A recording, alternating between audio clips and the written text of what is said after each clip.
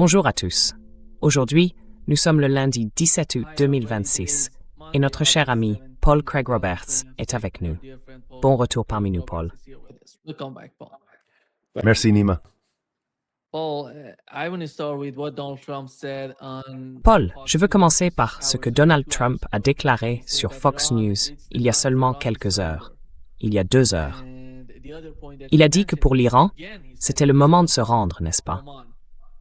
Et l'autre point qu'il a évoqué, une fois encore, c'est qu'il allait bombarder Oman. D'un autre côté, le ministère iranien des Affaires étrangères a souligné que les États-Unis n'avaient pas respecté leurs engagements dans le protocole d'accord. Par conséquent, la question des 60 jours n'a aucune pertinence. Et nos forces armées sont prêtes.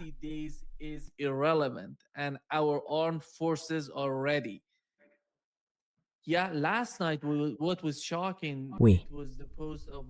Hier soir, ce qui était choquant, c'était le message de Marjorie Taylor Greene, qui disait qu'à Washington, il semble que lors de leur dernière réunion, ils aient parlé de l'utilisation de bombes nucléaires.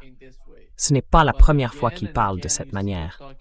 Mais, encore et encore, on les entend parler de l'utilisation d'armes nucléaires. Ce qui est logique, parce que les armes conventionnelles n'ont pas fonctionné et ne fonctionneront pas. Mais, d'un autre côté, ce qui est très important, c'est que l'Iran ne recule pas. Au contraire, il redouble d'efforts. Quelle est votre compréhension de ce qui se passe?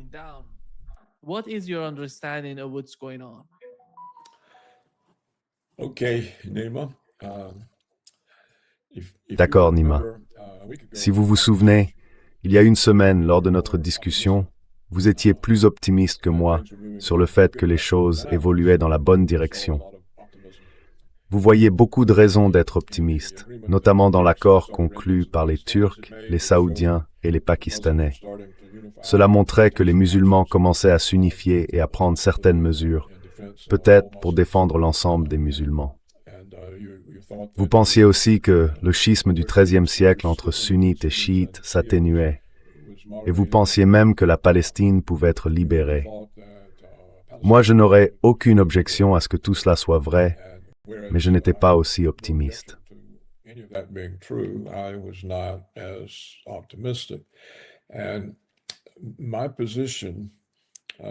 Et ma position depuis le début a été que, bien sûr, l'attaque contre l'Iran était totalement illégale, injustifiée, n'avait rien à voir avec les intérêts américains et a été menée uniquement pour Israël.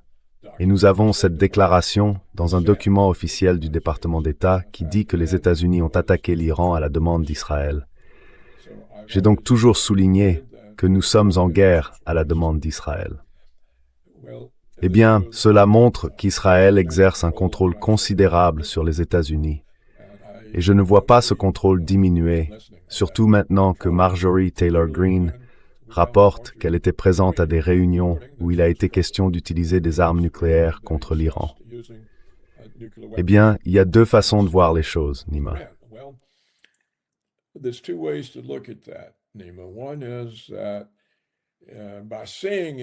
L'une des raisons, c'est qu'en disant cela, il pourrait faire reculer un peu l'Iran, ou le pousser à accepter certaines choses qu'il ne veut pas accepter, simplement pour éviter le moindre risque. C'est une des raisons pour lesquelles cette information sort, obtenir, en quelque sorte, davantage de coopération de la part de l'Iran que Trump n'a réussi à en obtenir. Par coopération, j'entends un abandon partiel de certaines positions iraniennes. D'un autre côté, ce qui m'inquiète, comme je l'ai dit dans nos discussions, c'est que cela a peut-être été une erreur stratégique lorsque l'Iran a accepté ce cessez-le-feu, parce qu'il avait gagné la guerre, il aurait dû finir de gagner la guerre. Ensuite, tout aurait été réglé. Cela aurait été un choc, une surprise, parce que Trump s'attendait à un effondrement complet de l'Iran.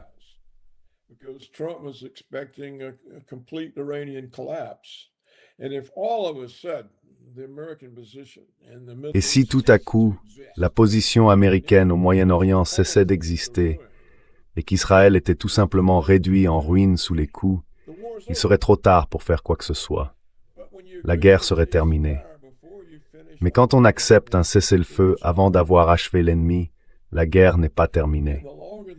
Et plus ça dure, plus les Américains peuvent en venir à la conclusion qu'il faut gagner cette guerre. Notre prestige national est en jeu, la réputation militaire de l'Amérique. On ne peut pas laisser l'Iran l'emporter, et ils finiront par se convaincre d'utiliser des armes nucléaires. C'est le danger que j'ai toujours vu. Je l'ai signalé dès le début, ça m'inquiète toujours. Maintenant, si l'Iran avait gagné la guerre et ne s'était pas arrêté, alors la guerre serait terminée et vous l'auriez perdue. C'est fini. On ne peut donc pas dire qu'il faut faire quelque chose pour gagner, puisque c'est perdu.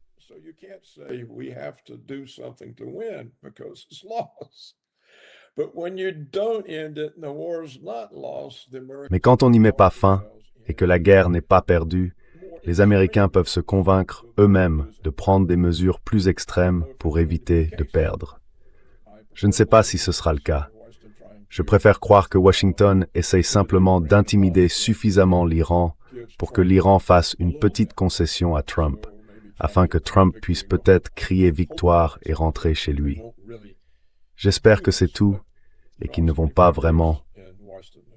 Mais vous savez, j'ai passé 25 ans à Washington, essentiellement au sommet, et ces gens-là ne peuvent pas accepter les défaites.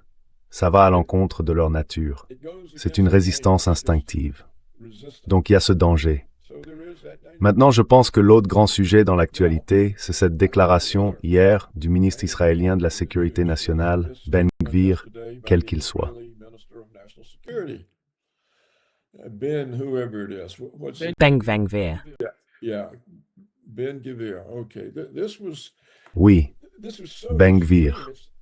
Bon, c'était tellement extrême que c'en est incroyable. Mais c'est vrai, c'est ce qu'il a dit.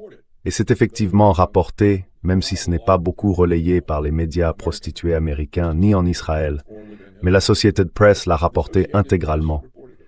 Et il dit que les Palestiniens ne sont même pas des êtres humains, qu'ils ne méritent pas de vivre, qu'il faudrait en tuer 30 ou 40 chaque nuit. Puis il dit, la Palestine est à nous, nous ne la rendrons pas. Le seul moyen pour les Palestiniens de survivre au fait d'être tués, c'est d'immigrer. Partez. La Palestine est à nous, tout entière. Manifestement, cela montre qu'Israël ne se soucie pas de l'accord de paix de Trump. Et ce Ben Gvir, vous savez, est un élément important de la coalition de Netanyahou. Netanyahou n'a pas de majorité, je crois que son parti n'a qu'environ 22%. Son gouvernement est donc composé d'une coalition, et Ben Gvir en est un élément important.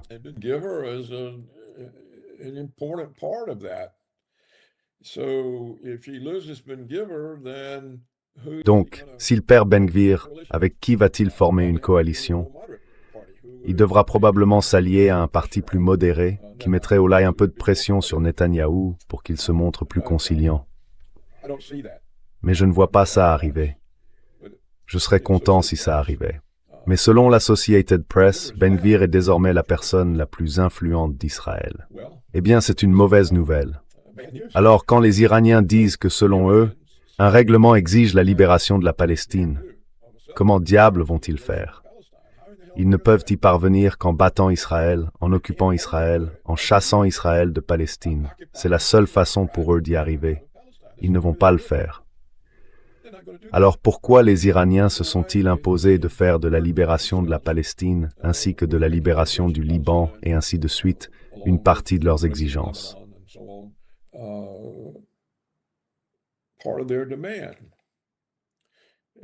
Ils ont exigé quelque chose qu'ils ne vont pas faire.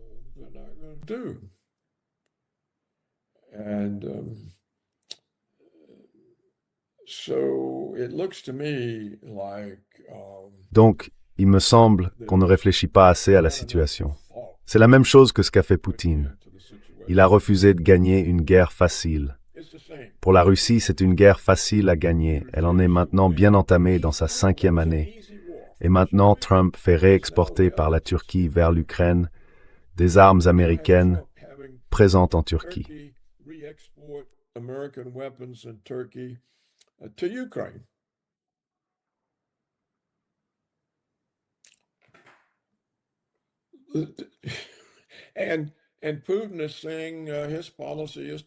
Et Poutine dit que sa politique, c'est de faire confiance à Trump.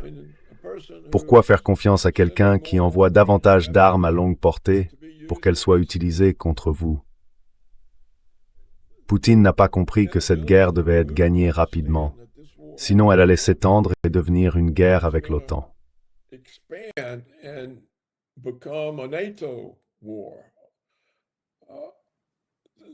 Comment peut-on faire une erreur pareille?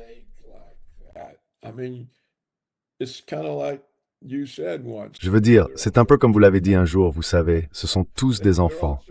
Ce sont tous des enfants. Ils ne sont pas à la hauteur de la tâche. Eh bien, nous avons maintenant 2 pays de plus, 2 pays qui étaient neutres. Ils sont désormais membres de l'OTAN. Et tous les deux ont dit, nous aurons des armes nucléaires américaines ici, dans notre pays, à la frontière avec la Russie. C'est un coût énorme pour avoir échoué à gagner une guerre facile. Et les Russes n'ont toujours pris aucune mesure pour empêcher l'Ukraine de poursuivre ce conflit. Ils n'ont rien fait pour y mettre fin. Eh bien, c'est ce que je crains comme conséquence du fait que les Iraniens ont accepté ce cessez-le-feu, le premier cessez-le-feu, lorsque les Américains et les Israéliens ont été complètement pris de court par la capacité des Iraniens à pénétrer les défenses. Et sans réaliser les radars à semaine qu'une fois to win et soit les avis wreak havoc on Israel and the American bases. They should have finished the job. Ils auraient dû finir le travail. Ce serait terminé. Ils n'ont pas fini. Alors maintenant, on parle d'utiliser des armes nucléaires contre l'Iran pour sauver la face. Eh bien, si vous perdez une guerre, la guerre est finie. Si vous n'avez pas perdu la guerre et que vous n'avez aucun autre moyen de la gagner que les armes nucléaires, alors la probabilité de les utiliser augmente. Voilà ma position sur tout ça. C'est ma position. Ce sont surtout des préoccupations, des inquiétudes. Je ne sais pas ce qui va se passer. Je ne prédis pas qu'ils vont utiliser des armes nucléaires. Mais on peut voir, à partir des déclarations de Ben Gvir, que l'Iran a affaire à un gouvernement dont certaines composantes au moins sont sataniques. Comment peut-on dire « aucun Palestinien n'a le droit d'exister sans en avoir honte » ? Lui, il n'a pas honte de dire des choses comme ça. Eh bien, l'Iran doit comprendre qu'il a affaire à Satan. Iran needs to understand it's dealing with Satan.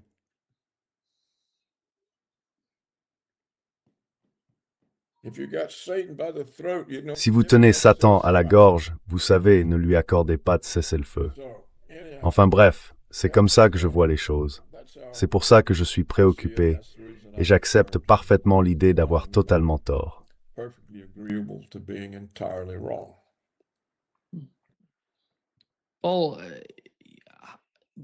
Paul, pensez-vous que la situation autour du pétrodollar et ce qui se passe, les 2 guerres, soit d'une certaine manière liée à l'idée que les États-Unis cherchent à contrôler le marché du pétrole, le marché de l'énergie? Le détroit d'Ormuz, selon moi, c'est la principale raison pour laquelle Donald Trump a décidé de rester dans ce combat. Le détroit d'Ormuz et la question de ce détroit. Quelle est son importance pour le marché mondial? Quelle influence ça va-t-il avoir? Partons du principe qu'ils vont poursuivre ce conflit.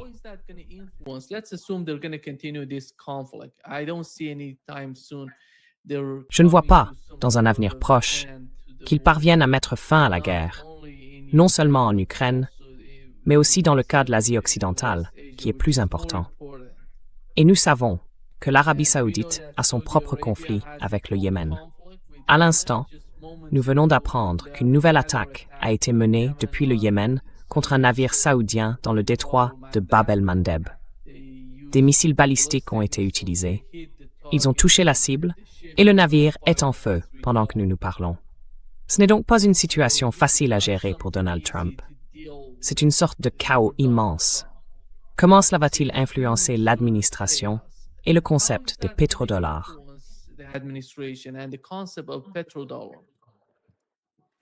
Well, Eh bien, il y a 2 raisons à l'attaque américaine contre l'Iran. La principale, c'est qu'on l'a fait pour Israël. Pour Trump, une raison secondaire, c'est que la politique américaine a toujours consisté à essayer de contrôler les flux pétroliers. Et le fait que l'Iran cherche à affirmer son autorité sur le détroit remet évidemment en cause la capacité des États-Unis à contrôler ces flux. Donc ça entre en ligne de compte. Mais je ne pense pas que ce soit l'élément principal. Les Saoudiens ont annoncé il y a quelque temps qu'ils accepteraient d'être payés pour leur pétrole dans d'autres monnaies. Ils ont donc déjà abandonné le pétrodollar. Mais la question, c'est de savoir si les autres monnaies sont suffisamment disponibles pour régler les factures de pétrole. Ces monnaies ne sont pas très présentes dans les réserves de change des banques centrales. Le dollar, lui, l'est. Les banques centrales accumulent des dollars comme réserve depuis des décennies. Elles ont donc un moyen de payer le pétrole. Elles n'ont pas encore trouvé de moyen de le payer en monnaie chinoise ou russe. Ce n'est donc pas un problème aussi crucial que cela. L'Arabie saoudite a déjà abandonné le pétrodollar.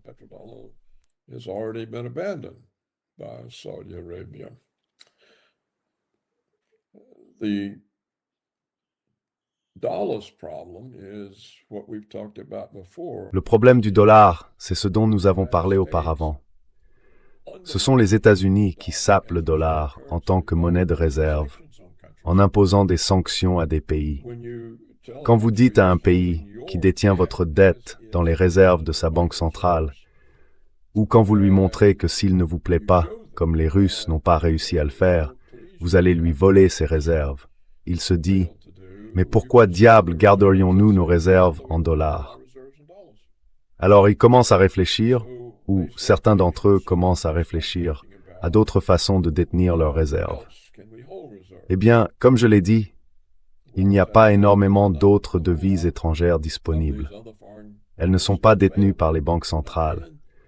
Les Russes et les Chinois ont décidé d'accumuler de l'or pour leurs réserves.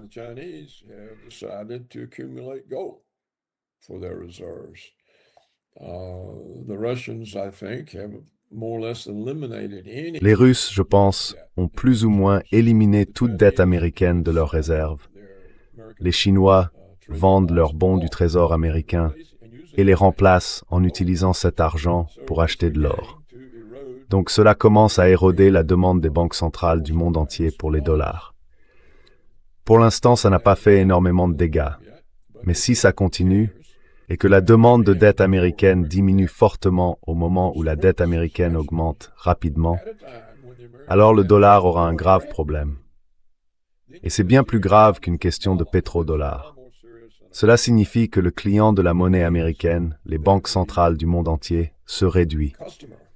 En gros, elles disent « Nous ne conserverons pas votre dette dans nos réserves, nous n'en voulons pas. »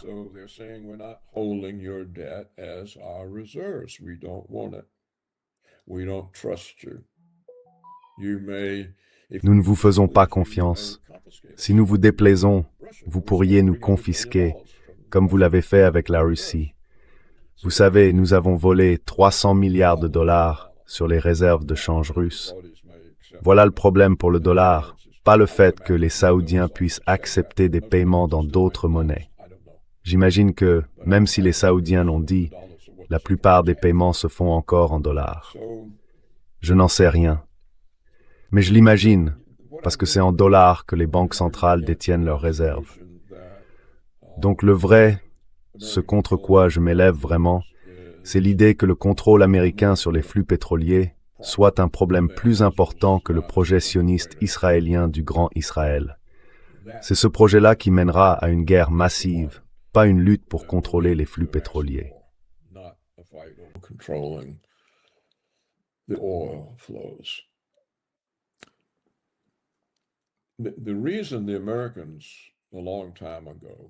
La raison pour laquelle les Américains se sont autant intéressés, il y a longtemps, au contrôle des flux de pétrole, c'est la création de l'OPEP. Car les Saoudiens et l'OPEP ont alors pris le contrôle du prix du pétrole et ils l'ont augmenté. À l'époque, cela inquiétait les Américains, alors que les États-Unis dépendaient fortement des importations d'énergie. Aujourd'hui, d'après les informations disponibles, beaucoup moins. Donc oui, je pense que les flux de pétrole en font partie. Et il ne fait aucun doute que les intérêts les plus concernés par ces flux de pétrole sont du côté d'une guerre accrue afin de les contrôler. Mais on voit clairement que c'est Netanyahou et sa coalition qui cherchent à faire avancer le projet du Grand Israël. Et c'est la principale force motrice. Et on voit cette inflexibilité totale. La même.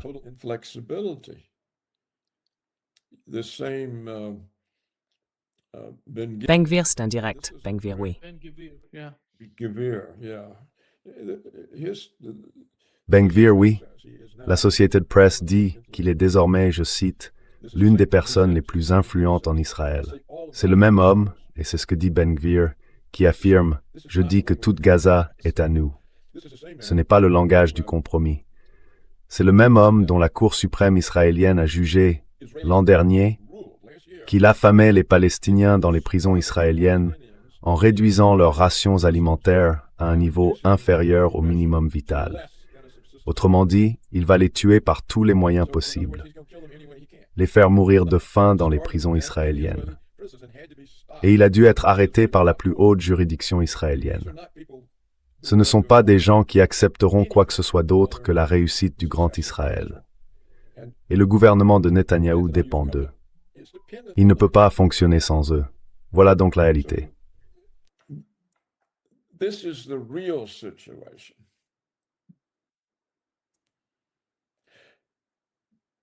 You see, it's easy for Vous voyez, il est facile pour Trump de laisser le pétrole circuler. Il lui suffit d'arrêter son langage belliqueux. Vous savez, je l'ai dit la dernière fois, et beaucoup de vos auditeurs ont complètement mal compris.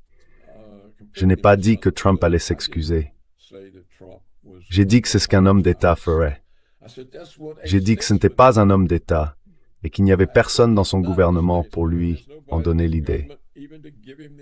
Mais s'il disait simplement « Nous avons fait une erreur, nous avons attaqué l'Iran pour Israël, nous n'aurions pas dû faire ça, je suis désolé, c'est terminé », alors le pétrole circulerait. Et tant qu'il circule, pourquoi l'Amérique se soucierait-elle de devoir le contrôler?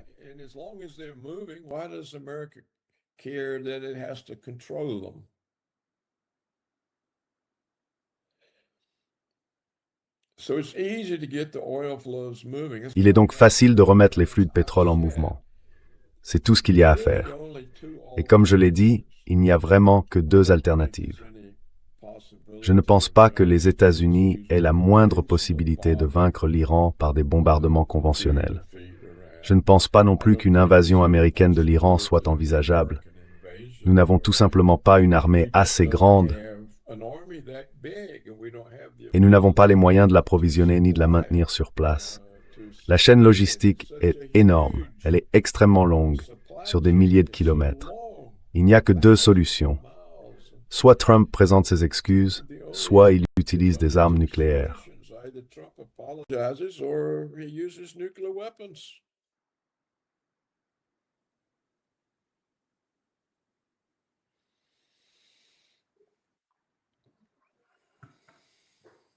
Yeah.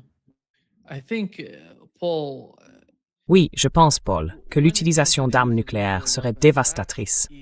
Il ne s'agit pas du détroit d'Ormuz. Il ne s'agit pas de l'Est de l'Ukraine. C'est bien plus grave que ce dont nous parlons. L'utilisation d'une bombe nucléaire changerait tout, absolument tout, si quelqu'un utilisait ce genre de bombe. if someone uses that sort of bomb. That's what I've said on your program. And the reason I didn't C'est ce que j'ai dit dans votre émission, et c'est pour ça que je ne pensais pas qu'elle serait utilisée. C'est une décision trop lourde de conséquences. Mais, comme je l'ai dit, faute d'avoir gagné la guerre et donc d'y avoir mis fin, les Iraniens ont laissé les Américains là à mijoter dans leur propre jus. Comment pouvons-nous accepter une défaite? Comment pouvons-nous accepter une défaite? Cette option aurait été exclue s'il y avait eu une défaite. Mais là, il n'y a pas de défaite. Donc la guerre reste ouverte. Notre autre solution, c'est donc de l'intensifier et de la gagner. Et il y a des gens à Washington qui doivent tout simplement gagner, à n'importe quel prix. Ils sont comme ça. Pas tous, mais suffisamment pour l'emporter. Donc encore une fois, c'est pour ça que je dis que quand on rate une occasion, ou qu'on laisse passer une occasion de maintenir le conflit en vie, on ne peut pas prévoir quelle sera l'issue.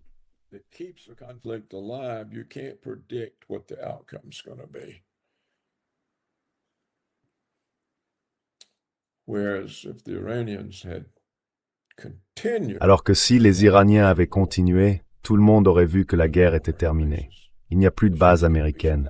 Les navires ne peuvent pas être approvisionnés. Israël est en ruine. Ce foutu truc est terminé et vous en êtes libérés. Eh bien, quand ce n'est pas terminé, les Américains n'en sont pas libérés. Alors, qu'est-ce qu'ils font? C'est pour ça que je répète que la chose sensée, la bonne chose, bonne pour tout le monde, bonne pour Trump, ce serait de faire passer Trump pour un grand homme d'État plutôt que pour un bouffon. Il suffit d'admettre qu'on a fait une erreur et c'est fini. Et je pense que c'est là-dessus qu'il faut insister. Montrer au gouvernement des États-Unis, montrer à Trump, montrer à ses partisans que regardez, cet homme a l'air d'un bouffon. The man looks like a buffoon. He claims that Iran is completely. Il affirme que l'Iran est complètement vaincu, et pourtant, il discute de l'emploi d'armes nucléaires contre l'Iran. Eh bien, pourquoi utiliser des armes nucléaires s'ils sont complètement vaincus? Presque tout ce qu'il dit le fait passer pour un bouffon. Alors comment entrera-t-il dans l'histoire? À l'inverse, s'il dit « Nous avons fait une erreur, c'est terminé », ça c'est de l'art de gouverner. Toute l'affaire est réglée. C'est de l'art de gouverner. Et ça le fait paraître formidable. Même son pire ennemi aura du mal à démolir ça. Et cela résout un problème qui risque de s'aggraver. Et bien sûr, cela dit aux Israéliens avant l'élection, l'Amérique ne se bat plus pour mener vos guerres. Eh bien, ils ne peuvent pas les mener seuls. Donc, ils pourraient renverser le gouvernement Netanyahou. So they may throw out the Netanyahu government. The opportunity for solving. La possibilité de mettre fin à cet agenda sioniste du Grand Israël est là. C'est maintenant. Ce serait l'un des grands accomplissements de l'histoire. Trump dit « Nous avons fait une erreur, je suis désolé, c'est terminé ». Cela met fin au conflit. Cela dit à l'électorat israélien juste avant l'élection, l'Amérique se retire. Nous sommes seuls. Comment allons-nous établir le Grand Israël seul face aux Iraniens, aux Turcs, aux Saoudiens, aux Pakistanais? Nous ne pouvons pas le faire. Il nous faut un autre gouvernement. Eh bien, si j'avais de l'influence sur Trump, c'est ce que je soulignerais. Je lui dirais, vous entrerez dans l'histoire comme le plus grand homme d'État du XXIe siècle. Personne ne peut accomplir une chose pareille, sauf vous. Et tout ce que vous avez à faire, c'est dire quelques mots. J'ai fait une erreur. That's all you have to do is say a few words. I made a mistake.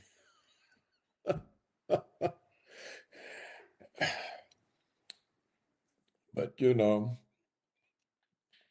otherwise. Mais sinon, vous savez, ils sont tellement pleins d'hubris, d'arrogance et de cette vision hégémonique sioniste, néoconservatrice. Ça les pousse à faire le mauvais choix, à escalader, à sauver la face, à montrer à quel point nous sommes durs, à les écraser d'un coup de poing. Save face, show how tough we are, smash them with a fist. J'ai entendu tout ça. Comme je le dis, j'ai vécu en Occident pendant 25 ans. Je les connais. It's like I say, in Western 25 years, I know them. And on the Et d'un autre côté, je pense qu'ils ont tous assez de bon sens pour qu'une fois que Trump aurait fait ça, évidemment, ils soient choqués et disent qu'il abandonne les Juifs et patati et patata. Mais ensuite, ils réaliseraient, mon Dieu, regardez tout ce que ça a résolu. God, look at what this has solved. This is solved. Ça a résolu tous ces énormes problèmes dont on ne sait pas quoi faire. Maintenant, on peut aller s'inquiéter d'autre chose. About something else. So anyhow, I'm going on and on about it, but I do think. Enfin bref, je m'étends là-dessus, mais je pense vraiment que si on pouvait faire parler les gens assez vite de la question, peut-être. Enfin, il faut toujours garder un peu d'espoir. Mais imaginez maintenant, si ce conflit continue, peut-être sans beaucoup de combats, on ne sait pas, mais s'il dure aussi longtemps que celui entre la Russie et l'Ukraine, il s'élargit. Je veux dire, regardez à quel point il était limité au début. Regardez à quel point il est vaste aujourd'hui. Il est extrêmement vaste maintenant. Toute l'Europe parle d'une guerre avec la Russie d'ici 3 ans. Well, you have all of Europe talking about war with Russia in 3 years. There was an article, Paul, by the way, on New York Il y avait un Times. article, Paul d'ailleurs, dans le New York Times. Je ne sais pas si tu l'as vu. Les Européens supplient en quelque sorte les États-Unis de parler avec la Russie, de renouer le contact, de recommencer à parler aux Russes à cause de l'hiver. L'hiver arrive et ça va être très difficile. Nous savons que le blocus de l'Ukraine exerce une forte pression.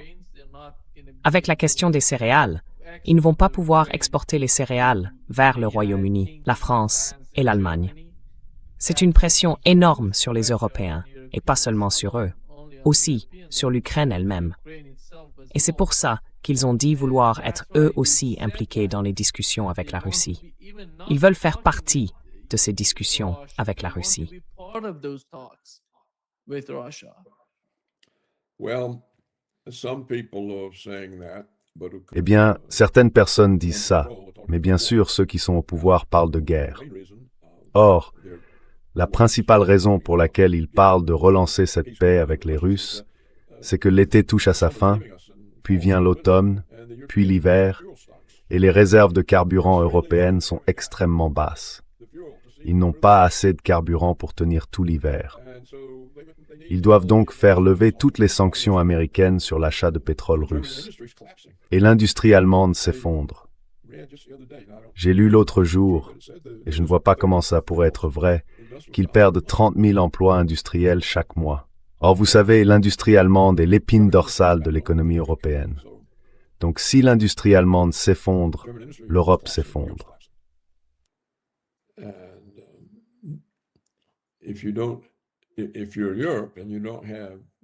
Et si vous êtes l'Europe, que vous n'avez plus vos colonies, ni votre approvisionnement en pétrole, et que vous devez l'acheter, puis que les Américains arrivent et disent « Vous ne pouvez pas l'acheter parce que nous avons imposé des sanctions au Venezuela, nous avons volé le pétrole du Venezuela, et vous ne pouvez pas en acheter à la Russie. » Alors qu'est-ce que vous faites?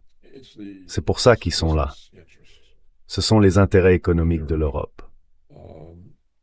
Les Belges sont inquiets. Je crois avoir lu qu'ils avaient de très faibles stocks de carburant pour l'hiver et qu'il manque de temps pour les reconstituer. Et bien sûr, les Américains et les Israéliens contribuent à ce problème par le conflit qui a commencé avec l'Iran et qui a bloqué les flux de pétrole sortant du Golfe Persique.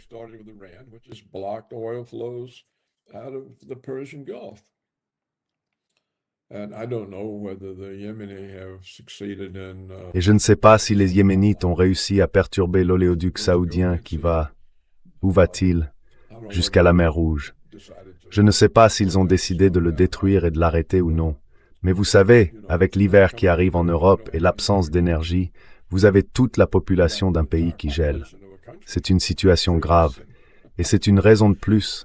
C'est aussi une bonne excuse que Trump peut avancer.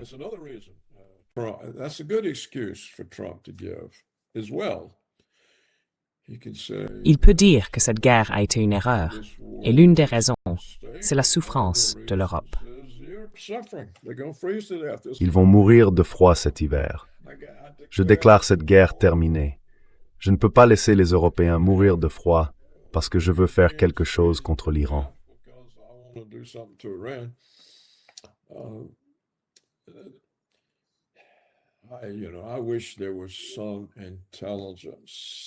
J'aimerais qu'il y ait un peu d'intelligence quelque part dans le monde. Vraiment. J'ai passé 25 ans à Washington. J'y ai rarement vu de l'intelligence. Rien qu'une erreur stupide après l'autre.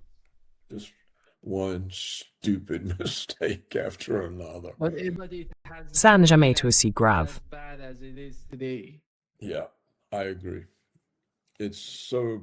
Oui, je suis d'accord.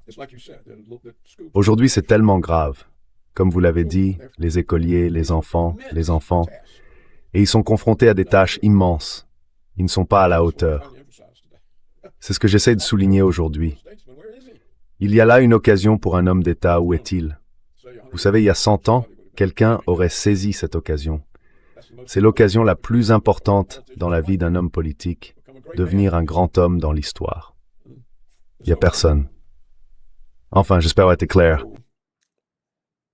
anyhow, I hope I'm clear and I'm Paul, not.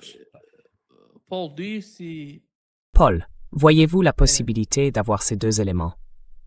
Parce que disons les choses ainsi, quand Donald Trump a été élu, il n'avait pas le problème en Asie occidentale. Il n'y avait rien là-bas, rien, pratiquement rien. Tout tournait autour du programme nucléaire iranien. Il négociait avec les Iraniens et nous avons appris, du côté iranien, qu'ils étaient prêts à faire certaines concessions, à aider les États-Unis à conclure un accord avec l'Iran. Ils voulaient faire des compromis sur certains points cruciaux, importants. Cela ne s'est pas produit. Et aujourd'hui, nous avons le cas du détroit d'Ormuz. And today we have the case of the Strait of Hormuz. The case of Ukraine was totally, it's a Le cas de long l'Ukraine, sort of c'est, disons, l'aboutissement d'un long échec des administrations à Washington. L'administration Obama, l'administration Trump, Biden, puis de nouveau Trump, tous sont impliqués, d'une manière ou d'une autre, dans ce qui se passe en Ukraine. Et comment cela va-t-il se dérouler pour Washington? Vont-ils continuer avec ces deux guerres? Ont-ils une stratégie à court terme concernant la guerre? Est-ce que cela va leur profiter? Vous avez évoqué le pétrodollar, son importance. Vous avez évoqué l'intelligence artificielle. Je pense que l'IA est un autre domaine sur lequel Donald Trump, au moins, se concentre énormément en ce moment. Donald Trump, at least, is so much focused on it right now. I don't know why is that and who's convincing him that it's. Je ne sais pas pourquoi il en est ainsi, ni qui le convainc que, vous savez, tout va changer. Parce qu'Elon Musk a récemment dit qu'en 2032, si je ne me trompe pas, c'est bien 2032, personne n'aurait besoin d'argent. Ce sont les choses incroyables dont il parle. Il se passe quelque chose de très étrange à Washington. Mais au bout du compte, comment cela va-t-il se passer? Ces deux guerres, la poursuite de ces deux guerres, comment Washington va-t-il tirer profit de ces deux guerres, de leur poursuite, s'il décide de les continuer et de les transmettre au prochain président des États-Unis?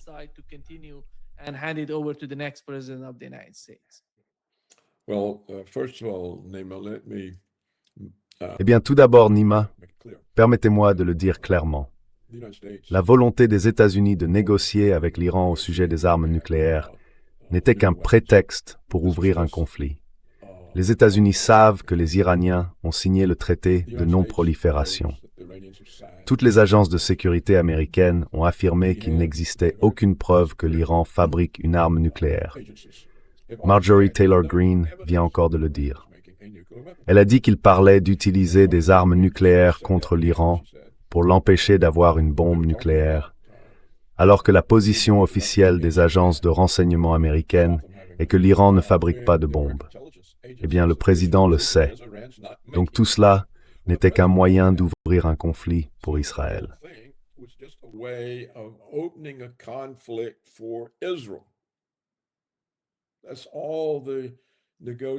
C'est tout ce qu'a été la négociation. Les négociations avaient déjà eu lieu. Les Iraniens avaient déjà dit « Nous n'allons pas enrichir l'uranium au-delà d'un certain seuil. Nous n'allons pas l'enrichir pour en faire des armes. Nous ne voulons pas de l'arme. Nous avons signé le traité de non-prolifération. » Il y avait des inspecteurs sur place. Et je ne me souviens pas exactement de ce qui s'est passé. Mais je crois que les Iraniens ont fini par conclure que les inspecteurs étaient en réalité des espions américains qui espionnaient l'armée. Ils ont dit « Écoutez, vous êtes censés vous assurer que nous n'enrichissons pas l'uranium au-delà du seuil que nous avons fixé. Or, à la place, vous faites toutes ces autres choses. » Et nous n'avons pas voulu arrêter. Alors ils ont dit « Plus d'inspection. »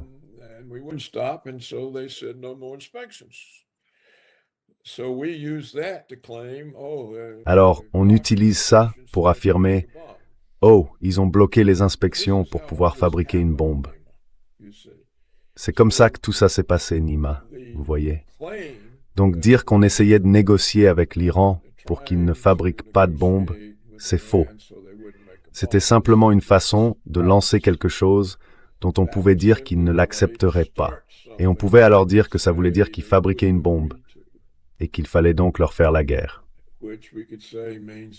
C'est devenu le prétexte. On ne pouvait pas dire au peuple américain ce que le département d'État disait dans le document qu'on était entré en guerre pour Israël. On ne pouvait pas dire ça. Il fallait dire qu'on était entré en guerre pour les empêcher d'avoir l'arme nucléaire. Eh bien, nos services de renseignement disent qu'ils ne fabriquent pas d'armes nucléaires. Donc tout ça était faux.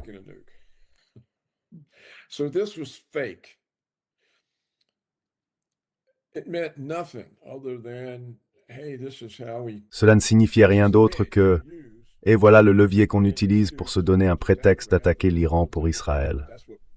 Ça prendra du temps, mais c'était ça l'objectif. Très bien. Maintenant, vous me posez la question des Russes. D'accord. La guerre contre la Russie est provoquée par la doctrine néoconservatrice américaine de l'hégémonie américaine, la doctrine Wolfowitz. Les Russes étaient une puissance montante, capable de bloquer l'unilatéralisme américain dans certains domaines. Selon la doctrine Wolfowitz, c'était jugé inadmissible. Alors ils ont dit, nous devons déstabiliser la Russie. Comment faire? Oh, regardez, il y a l'Ukraine. Il y a beaucoup de gens en Ukraine qui ont combattu pour les nazis pendant la Seconde Guerre mondiale contre la Russie. Nous allons renverser le gouvernement favorable à la Russie.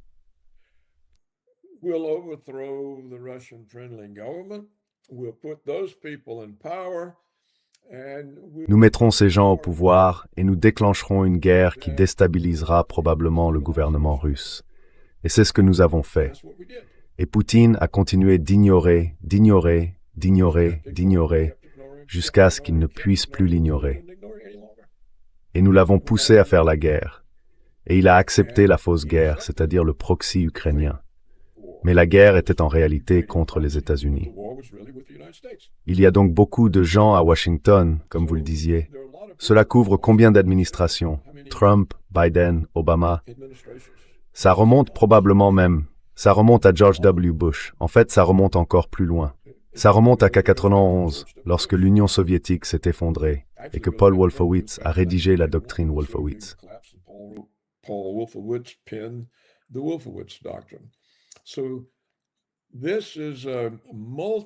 C'est donc une entreprise qui dure depuis des décennies, une entreprise d'hégémonie américaine, une affirmation ou une tentative d'affirmation de l'hégémonie américaine pour affaiblir la Russie d'une manière ou d'une autre. Elle n'a pas réussi de cette façon-là, mais elle a réussi à durer longtemps parce que Poutine a refusé de gagner la guerre. La question c'est donc qui est coincé avec ça? Est-ce que ce sont les Américains ou les Russes et les Ukrainiens?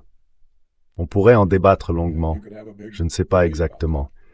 Je dirais que les deux sont coincés avec ça. Alors, quand vous demandez comment ça va être résolu, la seule façon de vraiment le résoudre, ce serait que quelqu'un dise « Eh, cette doctrine de l'hégémonie américaine sur le monde n'a pas plus de sens que la doctrine israélienne d'une hégémonie sioniste sur le Moyen-Orient. »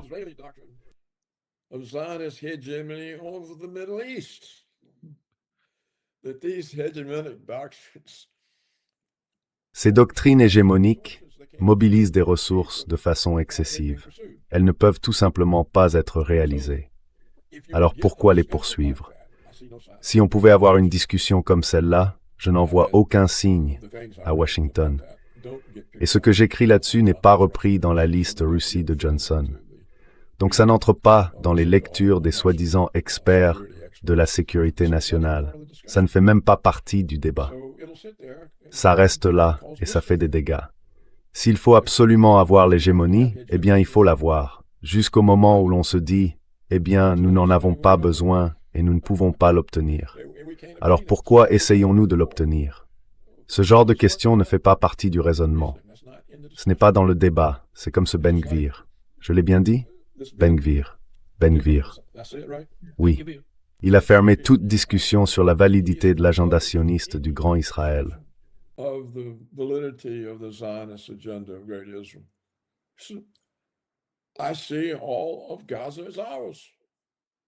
Je considère que toute Gaza nous appartient. Il a déjà dit la même chose à propos du Liban. Donc il a fermé la porte. Il n'y a aucune discussion sur l'agenda sioniste du Grand Israël. Ce n'est pas sujet à discussion. Toute discussion est exclue. Et il semble que ce soit la même situation avec la doctrine américaine Wolfowitz. elle n'a pas été désavouée. Il n'y a pas de véritable explication de la guerre en Ukraine en termes de doctrine américaine de l'hégémonie. À la place, on attribue la guerre à la Russie, à l'agression russe. Ils vont reconstituer l'Union soviétique. D'abord l'Ukraine, puis toute l'Europe. Ce sont le genre d'explications que donnent des experts prétendument indépendants. C'est de la pure propagande.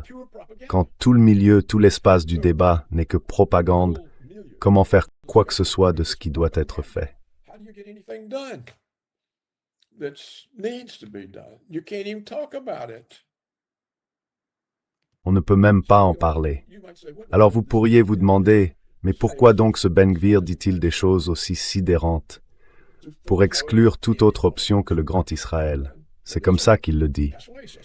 Et que dit Netanyahou? Eh bien, je ne resterai pas au pouvoir sans le soutien de son parti à ma coalition. Donc c'est lui qui décide. C'est pour cela que l'Associated Press a dit, je cite, qu'il est désormais l'une des personnes les plus influentes d'Israël. Voilà un homme, l'une des personnes les plus influentes d'Israël, qui dit que les Palestiniens ne sont même pas des êtres humains, qu'ils ne méritent pas de vivre. Et c'est l'un des Israéliens les plus influents. Alors comment est-ce possible? Nous considérons Israël comme un pays civilisé. Et le gouvernement dépend de cet homme. Voilà comment il faut réfléchir à tout cela. So these are the ways that you have to think about this.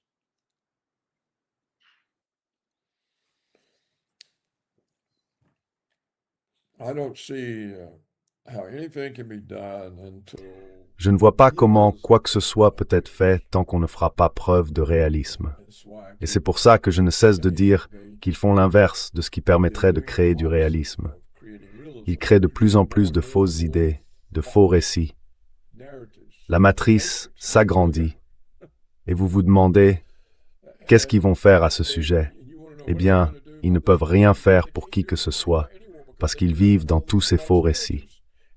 Ils ne s'attaquent même pas au vrai problème. Et c'est ça le problème, Nima.